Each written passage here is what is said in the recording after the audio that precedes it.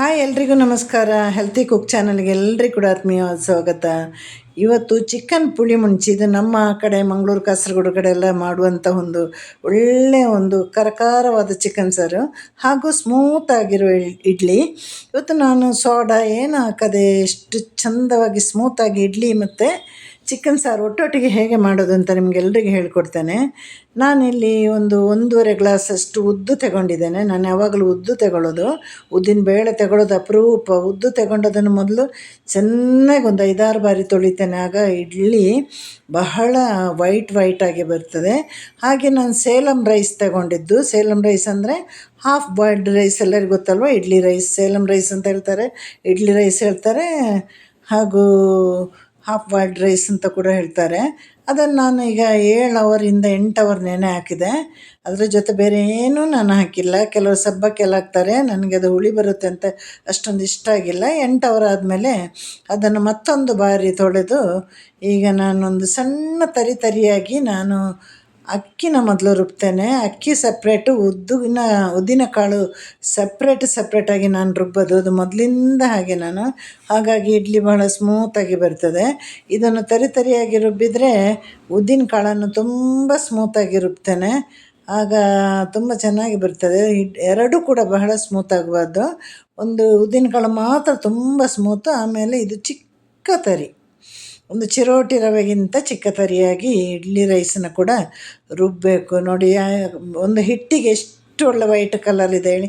ಅದನ್ನೊಂದು 5-6 ಬಾರಿ ನಾವು ಚೆನ್ನಾಗಿ ತಿಕ್ಕಿ ತೊಳೆಯೋ ಥರ ತೊಳಿಬೇಕು.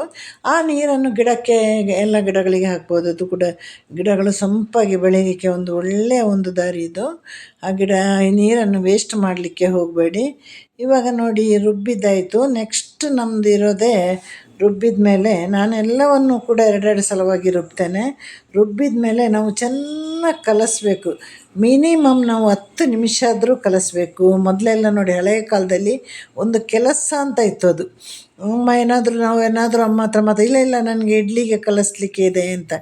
ಇವಾಗ ಏನೋ ಒಂದು ರೀತಿ ಮಾಡ್ತಾರೆ, ಆದರೆ ಹಾಗಲ್ಲ. ಇಡ್ಲಿ ಹಿಟ್ಟನ್ನು ಚೆನ್ನಾಗಿ ಕಲಸಿದಷ್ಟು ಇಡ್ಲಿ ಸ್ಮೂತ್ ಬರ್ತದೆ. ಈಗ ನೋಡಿ, ಕೆಳಗಡೆ ಚಿಕ್ಕ ಪಾತ್ರೆಯಲ್ಲಿ ಬಿಸಿನೀರು ಇಟ್ಟಿದ್ದೇನೆ, ಕುದಿಬಾರ್ದು, ಚೆನ್ನಾಗಿ ಬಿಸಿ ಆಗಬೇಕು. ಅದರ ಮೇಲೆ ನಾನು ರುಬ್ಬಿದ ಇಡ್ಲಿ ಹಿಟ್ಟು ಇಟ್ಟಿದ್ದೇನೆ. ಅದು ಉಪ್ಪು ಹಾಕಿರಲಿಲ್ಲ, ಉಪ್ಪು ಹಾಕಬಾರ್ದು, ಉಪ್ಪು ಹಾಕಿದರೆ ಹುಳಿ ಬರುತ್ತೆ. ಕೆಲವರಿಗೆ ಹುಳಿ ಇಡ್ಲಿ ಇಷ್ಟ ಇರೋರು ಮಾತ್ರ ಉಪ್ಪು ಹಾಕಿ. ಬೆಳಿಗ್ಗೆದ್ದು ಉಪ್ಪು ಹಾಕಿದೆ ನೋಡಿ, ಒಂದು ಅರ್ಧ ಪಾತ್ರೆ ಇಡ್ಲಿ ಹಿಟ್ಟು ಯಾವ ಥರ ಬಂದಿದೆ ಹೇಳಿ, ಚೆನ್ನಾಗಿ ಹುಬ್ಬಿ ಬಂದಿದೆ. ಇಡೀ ಪಾತ್ರೆ ಫುಲ್ಲಾಗಿದೆ. ಅದನ್ನು ಈಗ ಉಪ್ಪು ಹಾಕಿದ ಮೇಲೆ ಕೂಡ ಚೆನ್ನಾಗಿ ಕಲಿಸ್ಬೇಕು.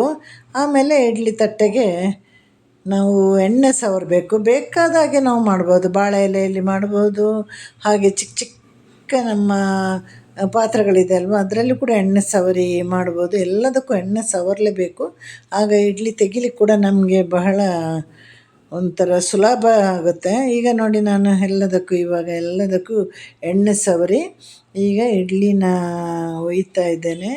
ಈ ಇಡ್ಲಿ ನಾನೊಂದು 10 ನಿಮಿಷ ಅಂದ್ರೂ ಒಂದು 20 ನಿಮಿಷ ಇಡ್ತೀನಿ. ಯಾಕಂದರೆ ನಾವು ಹೇಳ್ತೀವಲ್ವ, 5 ನಿಮಿಷದಲ್ಲಿ ಇಡ್ಲಿ ಆಗುತ್ತೆ, 5 ನಿಮಿಷದ ಇಡ್ಲಿ ಆದರೆ ಮಿನಿಮಮ್ 15ರಿಂದ 20 ನಿಮಿಷ ಇಡಲೇಬೇಕು. ಆಗ ನಮಗೊಂದು ಸ್ಯಾಟಿಸ್ಫ್ಯಾಕ್ಷನ್ ಇರುತ್ತೆ ಇದು ಬೆಂದಿದೆ ಅಂತ. ಇವಾಗ ನೋಡಿ, ಈ ಥರ ಇಡ್ಲಿನ ಬೇಯಿಸಬೇಕು. ನಮಗೆ ಒಂದು ಸಲ ಆಗುವಾಗ ಒಂದು 36 ಇಡ್ಲಿ ಎಲ್ಲ ಆಗುತ್ತೆ. ಸ್ವಲ್ಪ ದೊಡ್ಡ ಪಾತ್ರೆಯಲ್ಲೇ ನಾನು ಬೇಯಲಿಕ್ಕೆ ಇಡ್ತಾಯಿದ್ದೀನಿ ನೋಡಿ.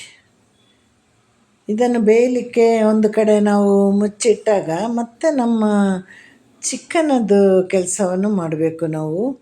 ಇವಾಗ ನೋಡಿ, ಇದು ಬೇಯ್ತಾ ಇರಲಿ, ಒಂದು 10-15 ನಿಮಿಷ ಬೇಯುವಾಗ ಈ ಕಡೆ ನಾವು ಚಿಕನ್ನೆಲ್ಲ ತೊಳೆದೆಲ್ಲ ಬರ್ಬೋದು. ಹಾಗಾಗಿ ಇದು ಎರಡೂ ಒಟ್ಟೊಟ್ಟಿಗೆ ಆಗುತ್ತೆ, ಇಡ್ಲಿ ಮತ್ತು ಚಿಕನ್ ಸಾರು ಒಟ್ಟೊಟ್ಟಿಗೆ ಆಗುತ್ತೆ. ನಾನು ಇವತ್ತು ಸಾಂಬಾರು ಮಾಡೋಣ ಅಂತ ತಿಳ್ಕೊಂಡೆ, ಆದರೆ ನಮ್ಮ ತಮ್ಮನ ಮಗ ಬೇರೆ ಊರಿಂದ ಬಂದಿದ್ದ. ಅವನು ಬಂದರೆ ಮತ್ತು ನಾವು ಸ್ಪೆಷಲ್ ಮಾಡಲೇಬೇಕಲ್ವ, ಹಾಗಾಗಿ ಅವನಿಗೋಸ್ಕರ ಇವತ್ತೊಂದು ಸ್ಪೆಷಲ್ ಚಿಕನ್ ಸಾರು ಮಾಡಿದ್ದೆ ನಾನು ಇಡ್ಲಿಗೋಸ್ಕರ. ಚಿಕನ್ ಸಾರು ಅಂದರೆ ತೆಂಗಿನ ತುರಿ ಹಾಕಿರಲಿಲ್ಲ, ಬರೀ ನಾವು ಮೆಣಸಿನಕಾಯಿ ಹಾಕಿ ಪುಳಿ ಮುಂಚಿ ಥರ ಮಾಡಿದ್ದು. ಅಂದರೆ ಹುಳಿ ತುಂಬ ಹಾಕಲಿಲ್ಲ, ಟೊಮ್ಯಾಟೊ ಎಲ್ಲ ಹಾಕಿದ ಕಾರಣ ಹುಳಿ ಎಲ್ಲ ಸೆಟ್ ಆಯಿತು ನಮಗೆ. ಮೊದಲು ಇದಕ್ಕೆ ಬಾಣಲಿ ಬಿಸಿ ಆದಮೇಲೆ ಎಣ್ಣೆ ಹಾಕಬೇಕು, ಸ್ವಲ್ಪ ಎಣ್ಣೆ ಜಾಸ್ತಿ ಹಾಕಬೇಕು, 2-2.5 ಸ್ಪೂನು ಎಣ್ಣೆ. ಚೆನ್ನಾಗಿ ಬಿಸಿಯಾದ ಕೂಡಲೇ ಸ್ಟವ್ನ ಮೀಡಿಯಮ್ ಅಥವಾ ಲೋ ಫ್ಲೇಮಲ್ಲಿ ಇಟ್ಕೊಳ್ಬೇಕು. ಮೊದಲು ಬ್ಯಾಡಗಿ ಮೆಣಸನ್ನು ನಿಧಾನವಾಗಿ ಉರಿಬೇಕು. ಅದು ಸೀದು ಹೋಗಬಾರ್ದು. ಮೆಣಸು ಸೀದು ಹೋದರೆ ಸಾರು ಕಹಿ ಬರ್ಬೋದು. ಇದನ್ನು ಸ್ವಲ್ಪ ತಾಳ್ಮೆ ಇರಬೇಕು, ನಿಧಾನವಾಗಿ ಉರಿಯಿರಿ. ಚಿಕನ್ ಕಮ್ಮಿ ಆದಾಗೆಲ್ಲ ಮೆಣಸಿನ ಅಳತೆ ಕಮ್ಮಿ ಮಾಡಿ, ಚಿಕನ್ ಜಾಸ್ತಿ ಆದಾಗೆಲ್ಲ ಮೆಣಸಿನ ಅಳತೆ ಜಾಸ್ತಿ ಮಾಡಿ.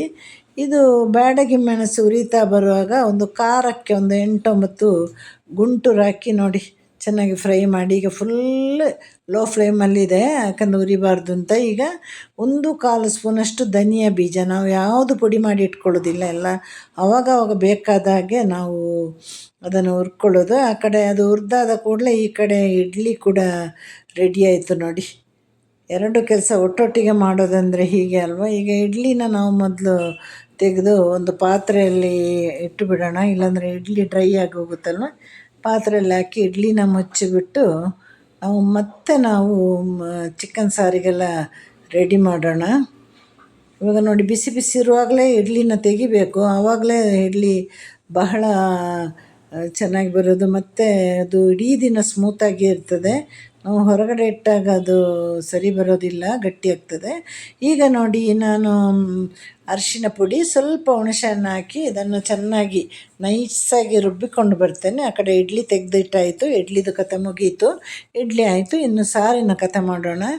ಈಗ ನೋಡಿ ಹುಣಸೆಹಣ್ಣು, ಅರಿಶಿನ ಪುಡಿ, ನೀರು ಹಾಕಿ ಇದನ್ನು ಈಗ ರುಬ್ಬಿಕೊಂಡು ರುಬ್ಬಿ ಆದಮೇಲೆ ಮತ್ತೆ ಹೇಗೆ ಸಾರು ಮಾಡೋದು ಅಂತ ನಿಮಗೆ ನಾನು ತೋರಿಸ್ಕೊಡ್ತೀನಿ. ಈಗ ತುಂಬ ನುಣ್ಣಗೆ ರುಬ್ಬಿದ್ದೇನೆ.